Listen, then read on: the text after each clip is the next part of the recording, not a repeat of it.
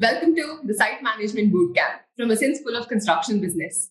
I am Sushmita and I'll be taking you through what are the roles and responsibilities that you will be handling as a site engineer, what are the various tasks that will be there with the other departments, what are the coordination works that you will have to be doing, and apart from that, what are the opportunities that you have with respect to various sectors in the construction industry.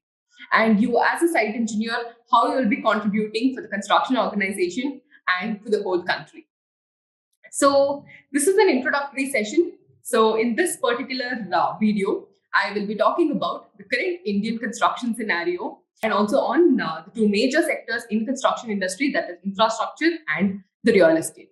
Okay. So over here, let's have a look at what is our Indian construction scenario currently looks like. Firstly, let's talk about the Indian GDP, that is the gross domestic product. GDP in simple terms, it's like one nation. How much of money does it have? It is including the imports and exports, including all the service charges, taxes. How much exactly one nation is making a money is what GDP is in very, very simple terms. Okay. So current Indian GDP is about 3.46 trillion US dollars. So if you convert that into Indian rupees, it is close to what, like 2.8 lakh crore rupees. So it's as huge as that. I know, like, we can't really imagine what is the huge number about it. So that is the Indian GDP that we have currently.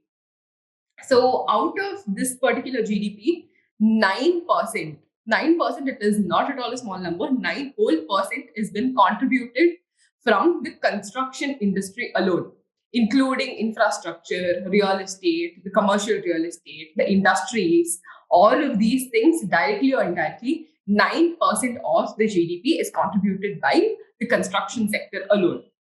And also we have this employment opportunities. So now, any construction that takes place in India, it is of a bulk, it is of a mass size that is going to take place. Because if you take about metro projects or if you take bullet train projects are coming, the government is taking a lot of initiatives so that it provides employment for that particular nation. So that is where employment opportunity is high, and currently it has employed about 51 million people directly or indirectly. This includes engineers, project managers, the chief engineers who are there at the higher positions, also the laborers, everybody who is involved in the construction industry. And then in the future, so this whole Indian construction industry is actually expected to reach 1.4 trillion US dollars by the year 2025. So you can see what is the growth rate that has been happening. So one advantage with India is we have a very fast growth rate because of the younger population. An average population in India is about 28 years. So here only you can think the growth rate for India is literally on a very positive side. And based on keeping all of these particular stats, we know that it's been predicted that 1.4 trillion US dollars will be reached. So this is roughly to give you an idea about what the Indian construction economics is actually standing about. So being a site engineer, it becomes very important to think in a bigger picture, because that is where you will know where your opportunities are and how you can grab those particular jobs. So nextly, coming to, we have the Indian construction sector. So there are three main reasons why Indian construction sector is playing a very vital role. Because there are a couple of things that has been mentioned previously also. This is a second largest employer. So in India, after agriculture sector, construction sector is the one which is providing maximum amount of employment.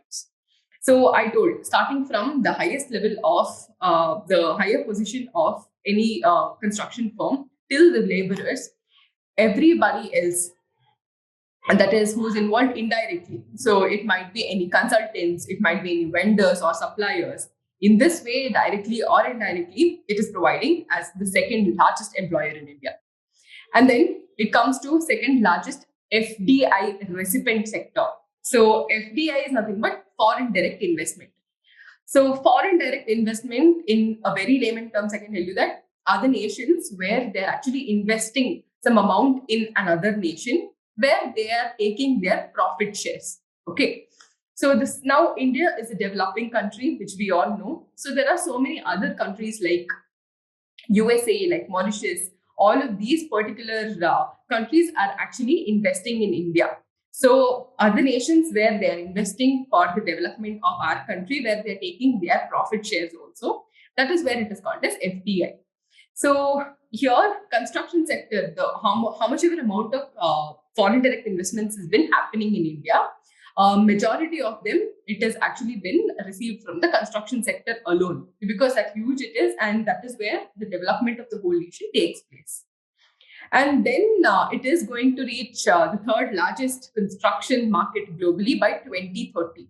So by now, Indian GDP is actually standing third after China and USA. So we have been standing in the third position with the national GDP wise.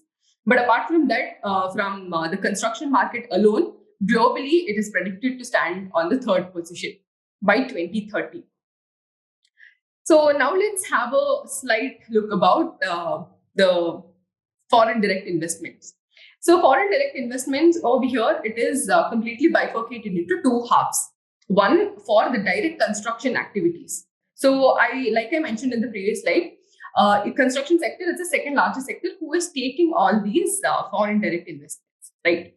So amongst the amount that is received for the construction sector, it is bifurcated into two activities. One, whatever constructions are currently going on in the nation, be it metro construction, be it bullet train projects, or if it is a bridge construction, if it is a canal or a tunnel construction, any infrastructure or any real estate for that matter that is happening, all of those activities is where half of the FDI investment has been shared. It is roughly about 26 billion US dollars.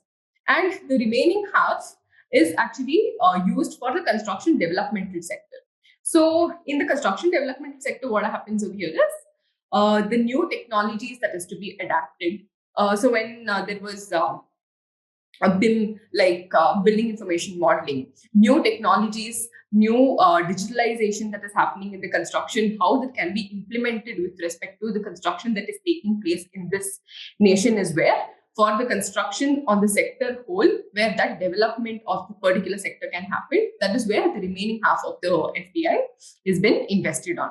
So this is where the whole investment is been bifurcated, and definitely the construction market alone, it has got a very huge margin. It has got a very huge financial wise numbers. So this is where the Indian construction market actually is standing alone. So in the next segment, let us talk about infrastructure. Okay. Thank you so much.